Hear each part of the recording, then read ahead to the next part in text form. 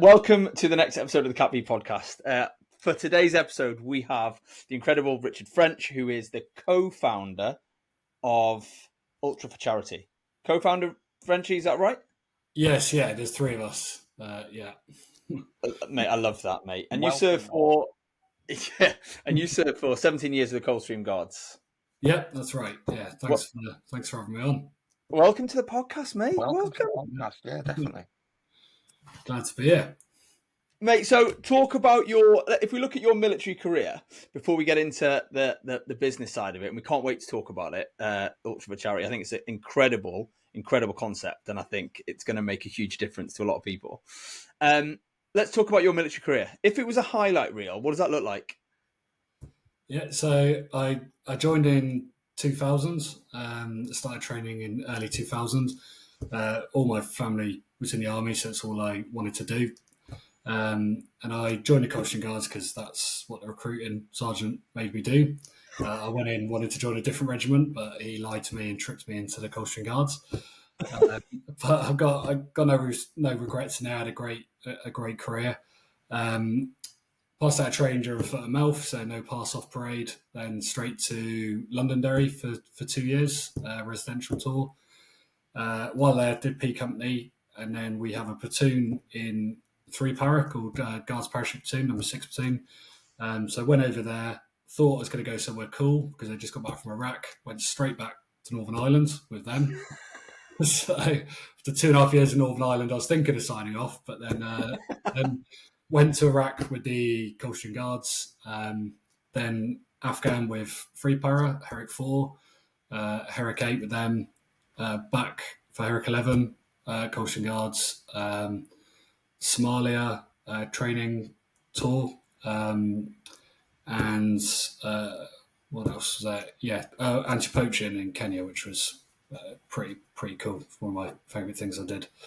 But along the way, I unfortunately got wounded in Afghan. I had a grenade go off, which I lost most of my eyesight in my right eye, and I also had a parachute accident which trashed my right arm, so I got no bicep and damaged my shoulder, and so I got medically discharged a lot earlier than I planned to leave. And then I was out and struggling to find a job, as everyone is when they leave, or struggling to find a job that you like. So yeah, mate, that's mad. Mate. Your Herrick tours are spicy, man.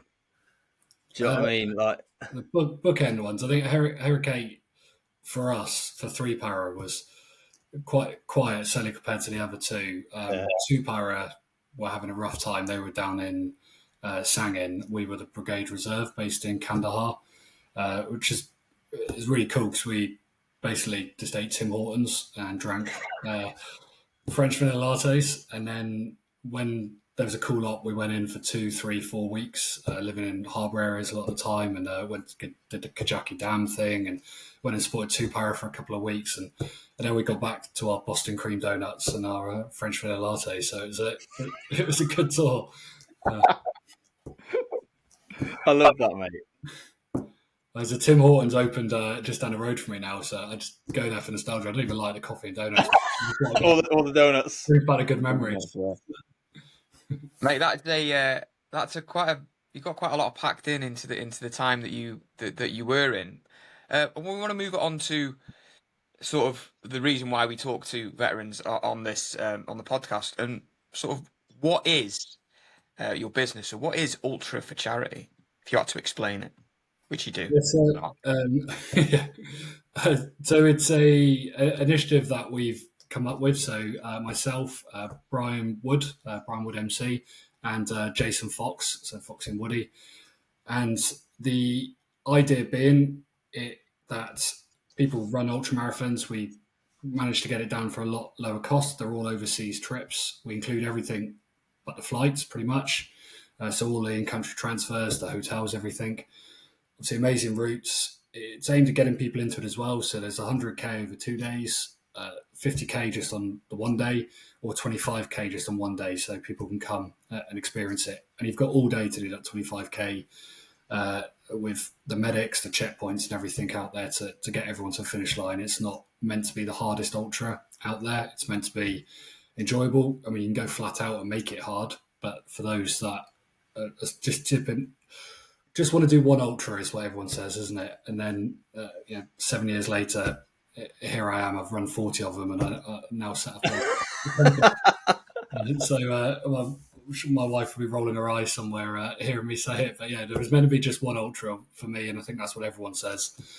So yeah, that's the idea behind it, and then we get the cost nice and low for the entrance, but then there's fundraising that you have to do, but a very low target. So for the current race is £750 fundraising. You compare it to things like London Marathon, which is an average of £2,500. It's obviously includes everything you get in this as well. So we think we've got the cost down as low as we possibly can.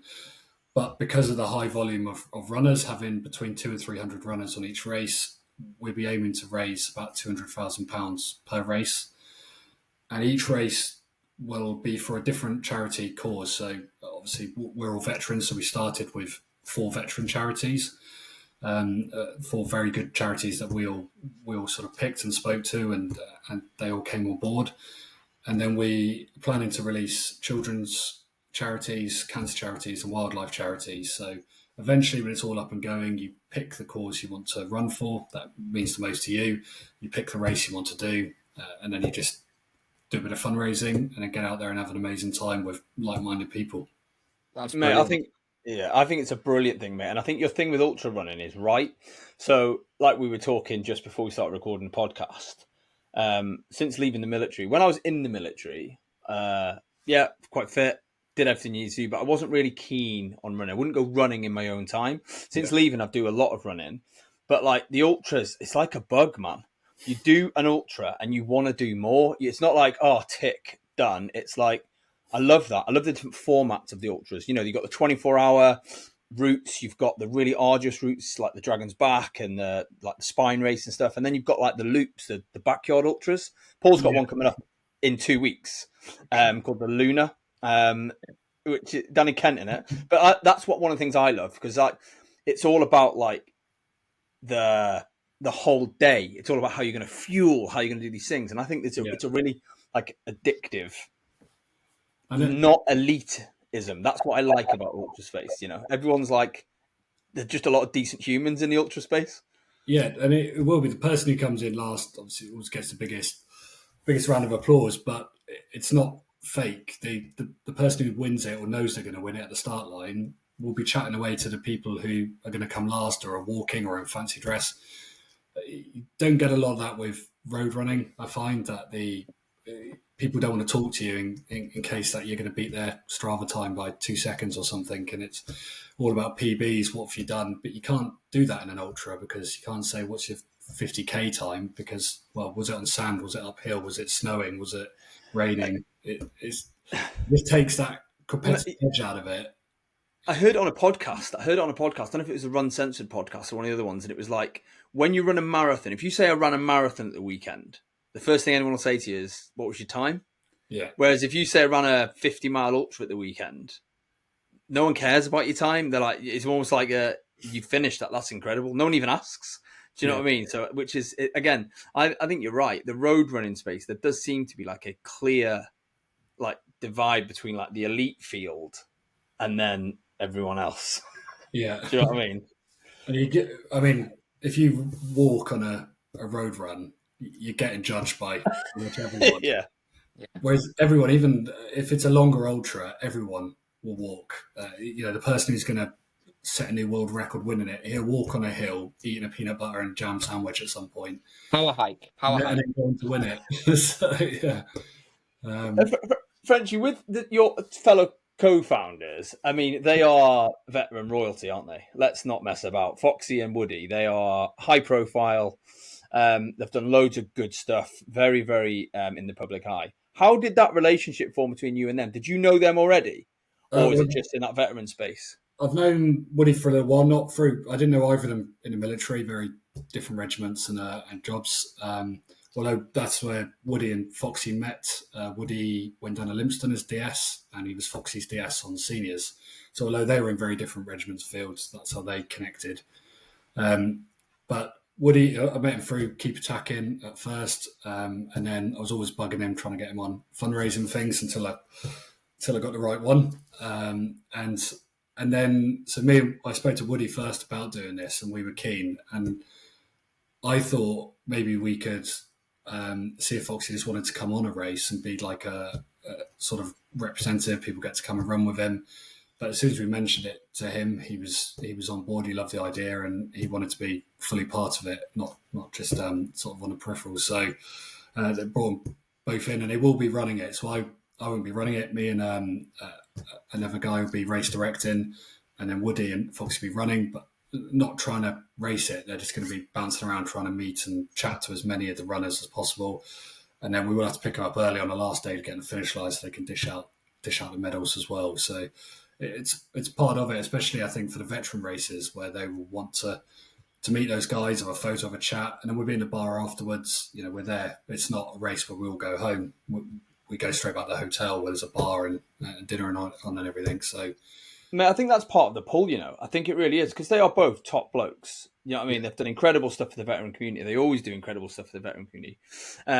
I think it would be, that's part of it. Do you know what I mean? It's like running the London Marathon. And you run the London Marathon and there's like hundreds of celebrities running it. You don't see any of them. Do you know what I mean? And you're like, oh, fuck's sake. Whereas to go there and meet them, do you know what I mean? I think it's definitely a pull for the races. Like really, it's class. Well, really, let's say if we've got 200 to 300 runners, they're there for 4 days, and the guys are going to be there the whole 4 days. So everyone's going to get a chance to have a proper meet and chat with them, photos. They bring their book and get it signed, stuff like that. Yeah. I want to talk about the race. This upcoming one. It's the end of the year, isn't it? It's towards the back end of the year, is it? Yeah, so October, sort of late October. And it's in Tunisia? Yep, in the Sahara Desert down in southern Tunisia, yeah. That sounds amazing. So you mentioned before like 25k, 50k or 100k over 2 days. Yeah. And I want to talk about the charities involved. So there's 4 charities, is there not? Can you just give us a little insight on who they are? Yes, so Reorg Charity, Head Up Charity, They're Not Forgotten, and Team Forces. They're the 4 veteran ones. They're all tri-service as well, which works out really well. We wanted to make sure if we did have an Army charity, for instance, that we then had an RAF and a Naval charity, because they're all tri-service and Reorg is blue light as well. It just should appeal to everyone. And they're 4 great charities that I've known of and sort of worked alongside a little bit for a while now. So very, very happy to have them on board. Mate, so I really love the whole premise of it, to be honest. I love the fact that it's low price point.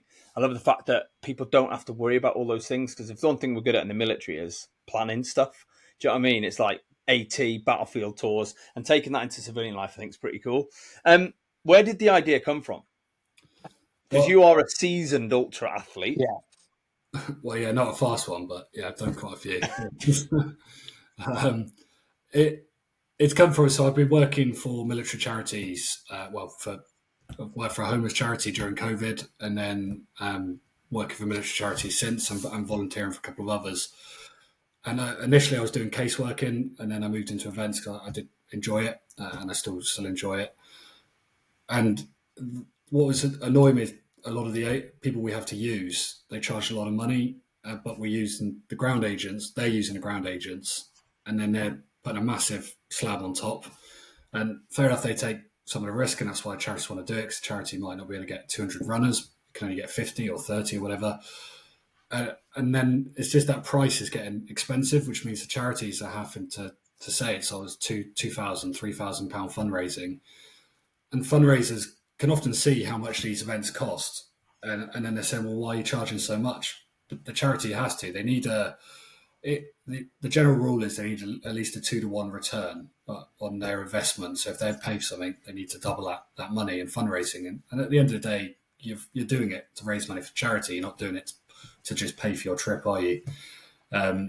But when they're getting charged so much, it's then just making this really unrealistic. It makes the charities look greedy when they're not. It's not them at all. It is the middleman that you just don't see.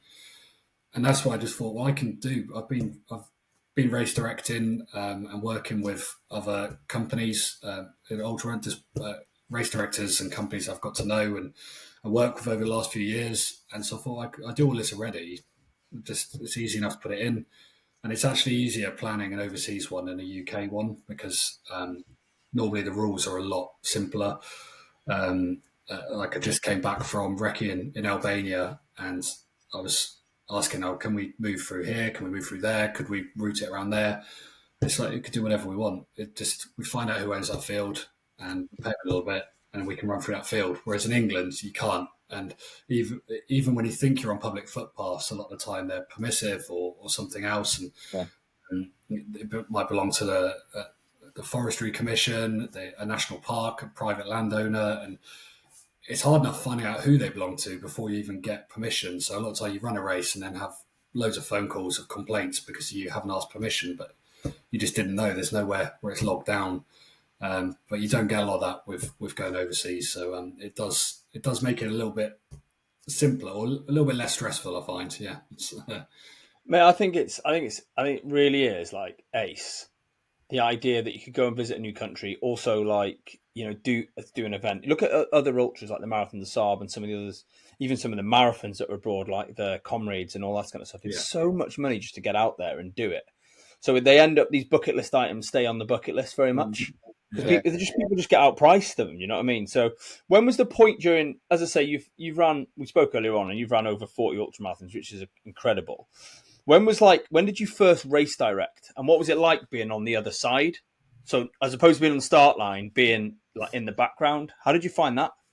I've immediately found out it was a lot harder than I thought as a runner because the race I started race directing, I won't name them, I don't do it anymore, but I ran it twice. The first 2 years it existed, and I kept saying, it was near to where I live, and so it's my sort of running routes. So I was like, we can make this better. You shouldn't be here. This should be there. And then the race director left, and so they asked me to do it, and I was like, yeah, this is easy. And I soon found it's not easy. There's a lot of work and a lot of stress. You don't just turn up and grab a megaphone, which is I like stick the cones out audience, but no, there's a lot more before that point. So that was the sort of start of it, really. And then a couple of other companies that I work with, not always race directing, sometimes doing other things or managing the base camp or something. But I always planned to have my own race of some type. I didn't know what I wanted at that point, but I was doing it. They'd pay me, but it wasn't. It was just like pocket money. It was to get the experience and to learn. To see if I wanted to do it. If I hated it, then fair enough. But then also to learn all the bits and bobs of what you need to do, what's involved. Because until you've run one, until you organise one, you don't sort of realise there's quite a few bits that you might miss out without even thinking about. Yeah, it is like that. It is like in the military. We plan and organise so much. And I'm not talking about ops. I'm not talking about that leveler. I'm talking about all the other stuff, the adventure training, the battlefield tours, all these other things, even the mess functions that you've got to organise. The amount of things you've got to do and engage with and pull together, and everyone's sort of looking at you. So, and I always enjoyed that because I was like, yeah, I can make this different. I can make this. Do you know what I mean? I like taking ownership of those things and almost a bit, like, a bit grandstanding, but I liked it. I like being responsible for doing stuff, and I liked it. If this fucks up and it all goes wrong, it's on me. And I like, you know what I mean? And I think with race directors, because people, I bet you, for all the people who loved the races that you've directed, the one or two who maybe didn't have the right gel at a water stop, or you know what I mean, or something like that. They're always gonna be knobs, aren't there? Well, the main complaints that I always had was it was too muddy, and it's like. You were going around like, oh, this could be good if we put more mud and water here. And then why couldn't you route it not through the mud? And it's like, it's the only footpath for like 30 kilometres. So instead of 50k, you could do 80 and maybe have dry feet. You won't. I always love those complaints. And the good thing, I like that I always do my races in kilometres, because if you say, we're doing a desert marathon, it has to be 26.2 exactly, or you're going to have 300 complaints. But if you say it's 50k, it could be 48 or 52, and most people don't care. But you do get the people when they are a little bit short, which normally they're over, but if they are short, then they run straight past the medals and they start doing laps of the car park because they're like, Strava is not saying 50k yet. So they've got to keep it up, and then they come back a bit later and go, can I get a medal now? But we're all guilty of that though, right? We're all guilty of that. Coming in going, I need to keep going. I need to keep going. I saw a post, mate. I saw a post on Instagram, and it was from a guy. Actually, I used to serve with a guy called Brummy Day. He's got a company in Cheltenham, where he's like a gym, CrossFit, high rock stuff. And he'd been for a 10k run, but it stopped his watch, took a photo, and it's like 9.94, and he goes, like, real men are happy with this. And it was like, you know what I mean? It was like, yeah, I get it. I mean, I would probably run around my garden until it just ticked over. Do you know what I mean? And it's the same when people run a 10k, but they do it in miles. So they'll do like, a 6.1, and you're like, when it goes through to Ks, it's like 9.98, and you're like, could you not be bothered to finish the 10k, mate? Do you know what I mean? I think the Strava community is brilliant. I really, really enjoy it. You know, I don't find it as competitive. I enjoy it. I enjoy the fact that seeing what, like, almost like a social media for runners. The only negative I find with Strava is, and it's me personally, and I'm sure other people do it, but when you need to go out and do like 5 miles really steady state, so you need to be running like 9-minute miles, and then you end up doing 7.5-minute miles because you're like, someone's going to look at this and think I'm unfit. And you frag yourself, and then you get back in your garden, and you're a ball of sweat, and you're like, why have I done that again? So it's like, it just needs to get a t-shirt made up that says Zone 2. This is a Zone 2 flag. This is Zone 2. It's okay. It's okay. You've got to write your explanation on Strava, don't you? Recovery run, running with the wife. Recovery was horrendous. Terrain was this. Incline this. New shoes. Yeah. I think I just give him a hammy a rest. Just went out for a steadier. Mate, so Ultra for Charity then. You know, you've been involved in the running space for a while. What are the lessons that you've learned so far with setting up Ultra for Charity? I mean, we're learning lessons still now. With our setting up our first race, have everything in place, but there's always things which you wish you'd done a little bit differently, a slightly different date, a slightly different whatever. But it is what it is, and we're a little later launching it than we wanted to be. So we wanted to launch it a year, but because of a few factors getting in the way, we couldn't. So we launched it, I think, we're 8 months before the race, which isn't, or 8 or 9 months, where ideally we want to be 11 or 12 months to give people that chance, and also that chance to sign up as soon as flights are released. If they sign up 12 months before, then a month later they can book their flights as soon as they're released, and that's the ideal. But some people will book onto a race the week before and just take the hit with flights. But for me, it was a lot of the races out there are trying to be a bit more elitist. There's loads of companies and loads of races, and every race I've done, I don't think I've ever had a complaint about them. They've all been fantastic and very different companies. But we wanted to make it more easier, and if people want to come out and win it and get a trophy and everything that we'll have on the finish line, then there is a place for good runners there. And 100k is still 100k, it's 50k, 100%, mate. 2 days. So they've still got to beast it and do well on that, whether that's through sand or through mountains or ice or jungle or whatever race they're on. But it's more the fact of that having that really long cut-offs. We've got a full medical team and a therapist team as well, which so we have to have a medical team legally, but we don't have to have a therapist team. So we'll have osteos and physios there. So if people come in injured into a checkpoint, they can tape up feet, they can tape up hamstrings, whatever they need. They can get massages. And those people want to get them to the finish line. Obviously, if it's medically unsafe, they stop them. But that very, very rarely happens. It's only really going to happen if it's heat or something like that. That's something dangerous. If you're limping, they're just going to. You want to keep going. They're going to keep you going. So it is. The aim is to get it achievable for as many people as possible. And you both must have seen it when you started ultra running as well. and now never judge someone by how they look on the start line, because of that military mentality. And I still think I'm a 19-year-old on P Company, even though in my 40s and got my issued beer belly. But you line up and you see people, you're like, well, that guy can't keep up with me. And then you're like, well, I'm out of breath. He must be going too fast. He's going to drop out any minute now. But, well, all right, I'll let him go. I'll catch him later. I see him later in the race. And you never see him again because he's gone home by the time you finish the race. And I think people will turn up for our first race, for their first race, and only do the 25 or the 50K. Say only. They're still great achievements, but that's the one they've chosen to sign up for because they think they can't do further. And that's just for the elite runners. And they're going to turn up and they're going to see every shape and size of people going, lanky people like me, whatever, all type of people there. And most of them will finish the race. The drop-offs are pretty low for considering how hard the terrain is and the distance. Drop-offs are pretty low on it. People want to finish it and the crew want to get you through it. And the cut-offs are nice and kind. So you could start walking it, any of the distances, walk the entire thing and get to the end within the cut-off. The only time people generally, what I've seen on these races, do get cut is when they run too fast at the start. Yeah. And then by the time they start walking, their walking pace is too slow. Too slow and they just can't. And they're having hour-long breaks at checkpoints and then walking. Guilty of that. Went in with a plan, thinking I'm going to stick at like 10.5, 11-minute pace, just running. First 2 miles, I'm 8.5-minute pace, and I'm like, what the fucking hell am I doing? And then I was like, that. I suffered them first 2 miles later on down the line.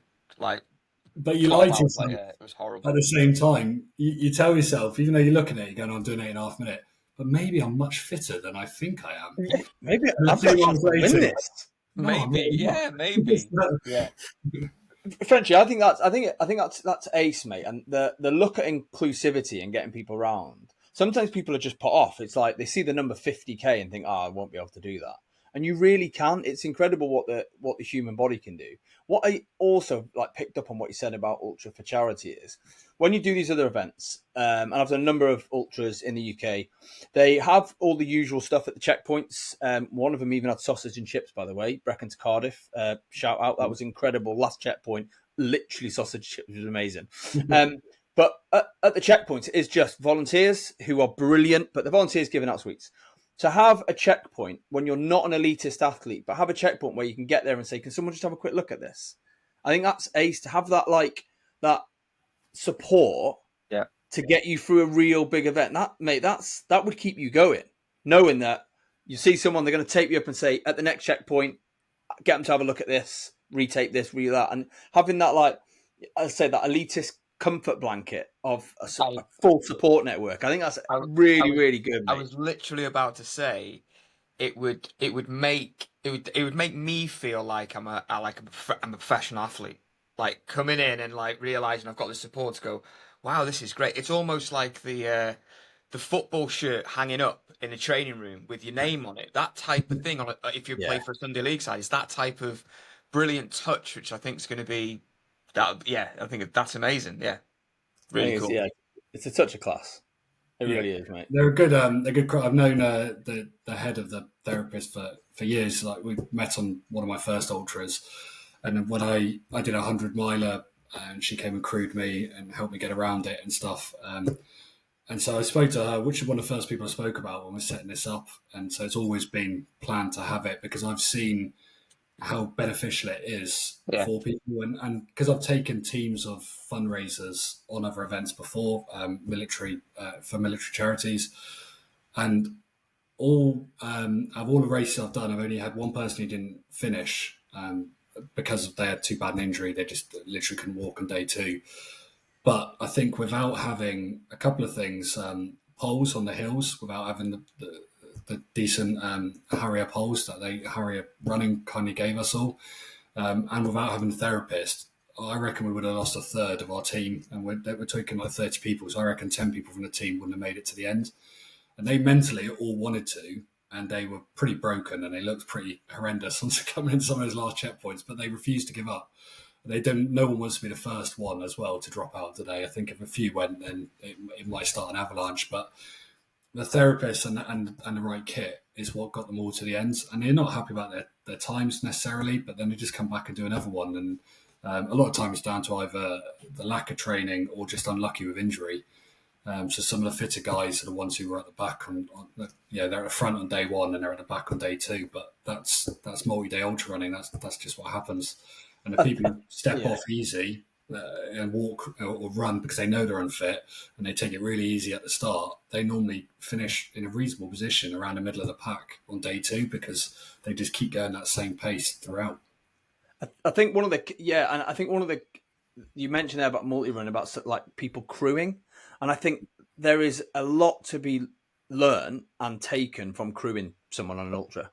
Like Paul, when Paul did the Offers Dyke Ultra last year, his mate crewed him, and his mate is now into ultra running, mate, because he crewed him. And don't get me wrong, Will, shout out to Will because I know he listens to the pod. Will was like when Paul finished the ultra, which is a 24-hour ultra, he had about an hour's sleep. Will probably had about an hour's sleep too. Yeah. Do you know what I mean? Because Will needed to be at the right places at the right time with the right kit and then look after Paul. And I listened to again, it was a Run Sensor podcast with Gary House, and he was talking about crewing someone for there's a race from like San Diego to Vegas, and he was talking about like how the crewing for that and how much you learn and how much you can really take into account what the athletes are going through by being there to support them. And I imagine you took a lot from crewing people into running ultra for charity. Yeah, I mean, a lot of people who do they crew their friend, and then if you're a runner, you've always got to crew someone. You've always got to volunteer at a race because you feel like you've got to give back to the community. Because most of those volunteers, and if you've got a crewing team, they're normally runners. That's the only reason they would do it. Who else really is going to give out 24 hours to come and do 100 mile with you? I mean, my wife wasn't an ultra runner at the time. She came on mine, and she's since run an ultra marathon herself. My mum did come. She's not run any ultra marathons, but she came. Oh, come on, man! She put the effort in. Yeah. But apart from close family, it's nearly always going to be runners because they're the only ones who sort of see. Everyone else is like, wait, why are you doing it? So, yeah, mate. There's a guy. He's like he's an ex-war Marine actually. His name's Chris Taylor, and what he does, mate. Do you know Chris? I don't know if you know Chris. I know a little bit. Yeah, so he was a race director. Of the race I took over. So yeah. So Chris, what Chris does is essentially he can refer to himself sometimes as le domestique for basically facilitating the celebrities doing these big challenges. Yeah. But I mean, Chris is an absolute athlete and a really, really good bloke. But he does these where, the celebrities, where money's not a thing. Like Spencer Matthews wants to go to run 30 marathons in 30 days in the desert. Yeah. They can put as much money as they want into it, but he's still got to make sure it's the distance, make sure they've got the right fueling, make sure they've got the right physio support, like you said. Do you know what I mean? It's like it's a real interesting space, the ultra space, because more and more people are getting involved. It's more celebrities are doing it as well. Like you said, Spencer Matthews is always doing something, his name's gone out of my head now. The rugby league player who's done those big ones. Kevin Seinfeld. Yes, yeah. And then even Radio 1 this year, their big charity thing was Made in Chelsea guy running the ultra, running his ultra. So it's getting it more out there. And you think, 20 years ago, I'd never heard of ultra marathons, and I think a lot of people still think now, and certainly did then, that 26.2 miles is the furthest a human can run. It's the furthest that anyone can go.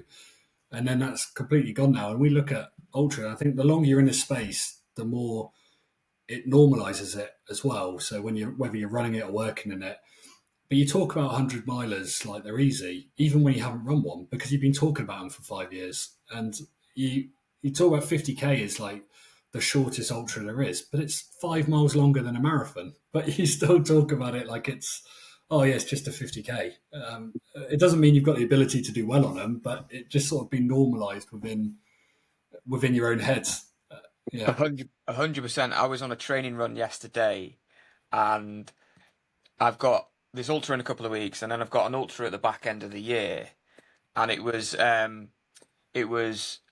they said, oh, how long is that distance you got at the back end of the year? And I was like, oh, it's just 36 mile. And they were like, oh, all right, okay.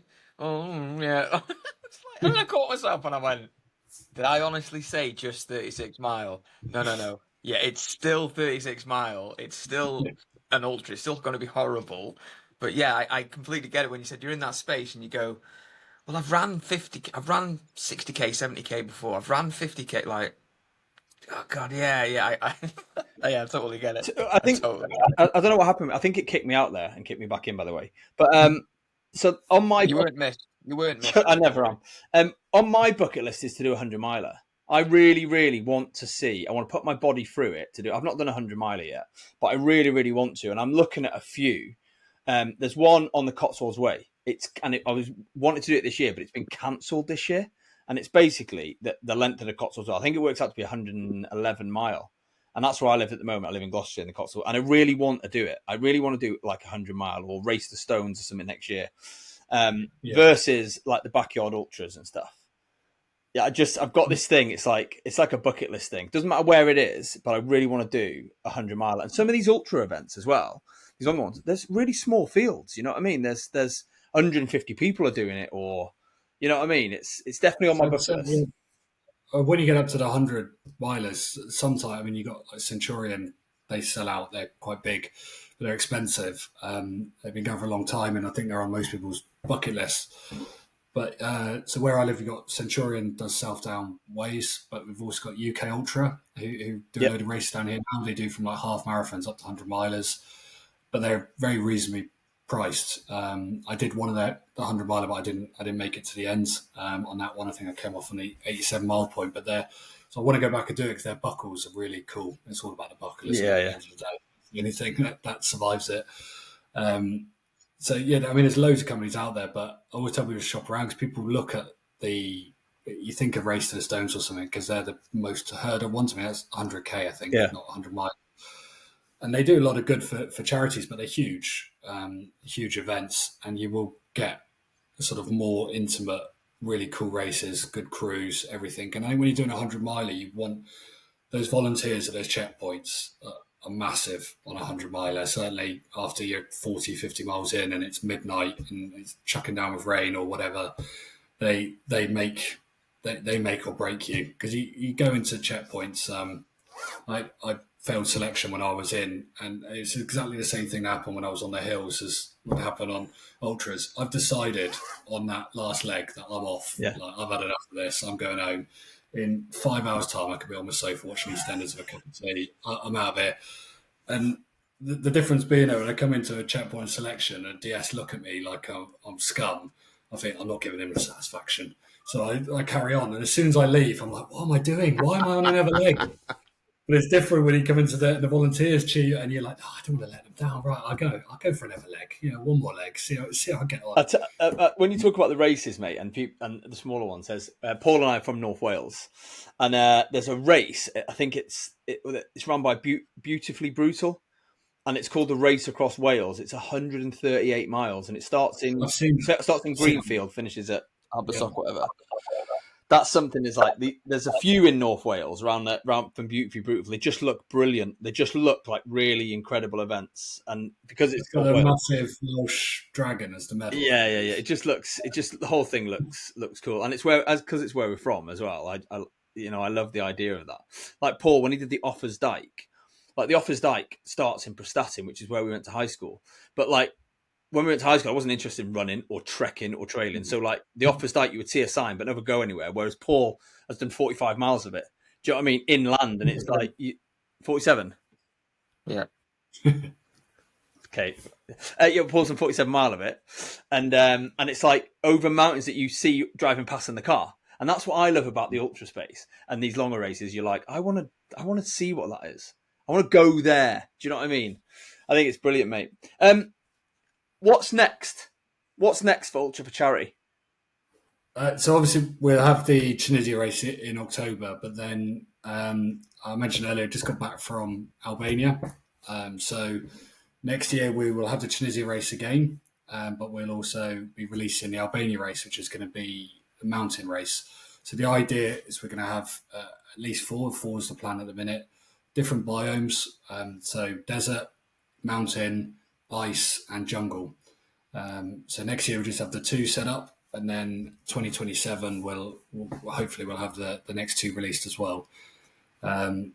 We obviously the races are great. We talk about ones in Wales. I was talking about ones in south coast of England. They're all fantastic and they're all different, but these are like little adventures in. So you can leave work on a Thursday and be back in the office on a Tuesday, and people will say, "Oh, where were you yesterday?" "Oh, I was running through the Sahara Desert with Jason Fox off the TV."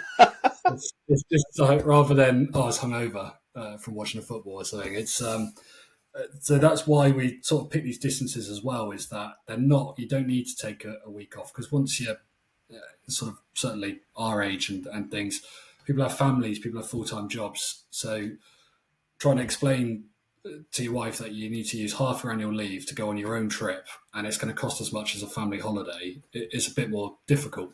But just a long weekend where the costs are lower, it's a little bit more achievable for most people, whether that's your time off work or your holiday or your family life or whatever it is. So that's what we're really aiming for, is to get people into those, and then have very unique start and finish points. So with Tunisia, the start and finish point is Mos Espa from the original Star Wars, Tatooine. So just completely random. It's not a Star Wars race, but you get to go and explore a little bit of Tatooine. And then we're looking at in Albania, the finish line is going to be a Roman amphitheatre or Roman theatre right on the coastline. So you're running up in the mountains all the way down to the sea, with Kos Island opposite you. And then it'll be the same with the ice and the jungle. Just having these really sort of unique locations. So even if they're countries you might go to, Tunisia and Albania are great tourist destinations, but they might be places people wouldn't normally go. But even if you wouldn't go to the areas that you're going to run in. And it's only a couple of days running. So if you want to make a week of it, you can go out early, you can come back late because you book your own flights. So just be there for the bus. We take you, do the race, drop you back off, and then you can go sit on the beach for 3 days. You can go and explore the culture. You can go and do whatever you want. So that's the sort of reasoning behind it, behind all of the way that we're setting it up. It's a real experience, isn't it? And I think one of the things that underpins it all is you're not just called ultra whatever, you're called ultra for charity. Whereas, the main focus of the business is to raise money for good causes, starting with military charities, which I think is brilliant. I also like, you mentioned that you would have like charities where people could lean in and say, actually, this is the one I relate to most. And when you talked about a wildlife charity, you mentioned about how you did the anti-poaching. And I think I just like that. Do you know what I mean? It's your lived experience in the military going, yeah, this is important. It's an important thing I've seen with my own eyes. And I think we could make a difference. And I think that's honestly, Frenchy, I think it's incredible, mate. That's actually what got me into ultra. And so the first one, I said I wanted to sign up to one ultra. I got permission to do one ultra from my wife, which she regrets now. But I picked one in Kenya. It was a 5-day multi-ultra, and it's to raise money for Save the Rhinos and for rangers. And to warm up for it, I did a few marathons and half marathons in the rhino suit, the Save for Rhino suit. And it's always, I say, it was the anti-poaching that really sort of struck it in. I mean, I've always liked wildlife, but that's a whole different experience of sort of soaking it in. And so that's why I wanted to do that. And I'd love to have that set up and been able to help, and hopefully we'll be able to get Save the Rhinos on board of it, because they're personally for me a big charity. They do a lot of good, and I've got to see some of the good that they do out there, but they do it all over the world, not just Africa, obviously Indonesia, everywhere there's rhinos. I think the raising money for charity thing, I've always done it. I've always raised money for charity. Like throughout my military career, I would do events and raise money for force charities and do stuff. I think there's a real difference when it means something. Do you know what I mean? Yeah. When you can really relate to it. And with Paul getting diagnosed with bowel cancer last year, it was been a focus for me. I did the Brecon Cardiff Ultra, raising money for bowel cancer. Paul's doing an ultra at the weekend, raising money for bowel cancer. A friend of mine did the Caterham Yomp, the big, I can't remember, the 50K or 50 miler with £45, raising money for Bowel Cancer UK. It's because you can, it's a charity that you knew existed, but couldn't really relate to until you needed to relate to it.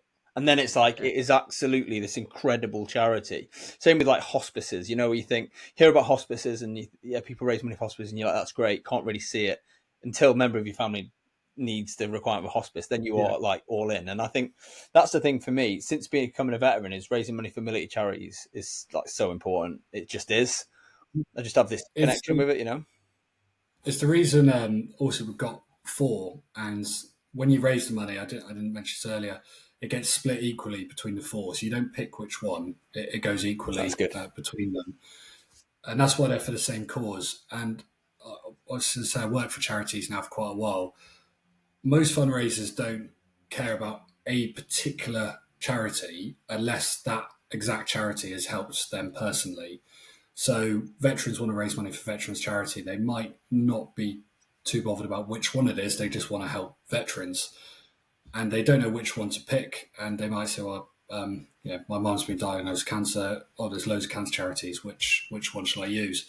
And so we thought, well, you just run in for cancer. So the first race is ultra for veterans, ultra for cancer, etc. And then it sort of takes that, picking it off. You know, you're helping 4. They're good charities. So the money just goes to them equally. And then it also stops if we have a really big charity name come on board, and then one that's very small but does really good work but is unheard of. If you got to pick it, then that little charity might not receive many funds, but because it's split equally, it doesn't matter how well known you are, how good the marketing team is, they all receive that equal amounts. And we're able to do that through GiveStar platform, allows it to split equally. So the money goes directly to the charities. It never comes to us, so there's never any question marks of, well, how much did you actually raise? What was taken away? £10 gets donated. Obviously, GiveStar takes 1% or whatever it is off, and then it's split 4 ways to the charities at the end of the month. So just takes that worry, because I think we're all worried. When I see someone's fundraising and it's on GoFundMe or something, I'm always a little more dubious. It's like, why is it a charity?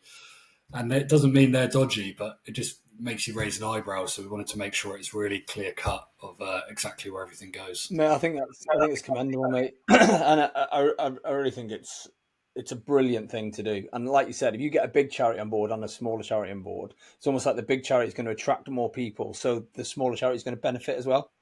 I think it's like, like a helping hand. Coming sort of towards the close, there's 2 things actually, because you've mentioned GiveStar and something. I saw something the other day which is quite interesting.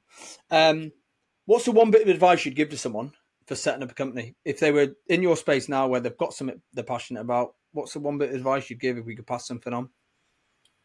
Well, so I'm pretty new into this. I never tried to run a business or anything before, so we're still in the early stages. The only thing I'd say is if you've got a good idea, bounce off a few people, just give it a go. As long as you're not remortgaging your house to do it, you haven't got a lot to take a risk. Lean into your community, your network that you know, whether that's work or friends. The amount of my friends and people I've known for years and worked with in charities and stuff who have helped me by setting up the website for free, by helping with the paid social media and not asking to be paid.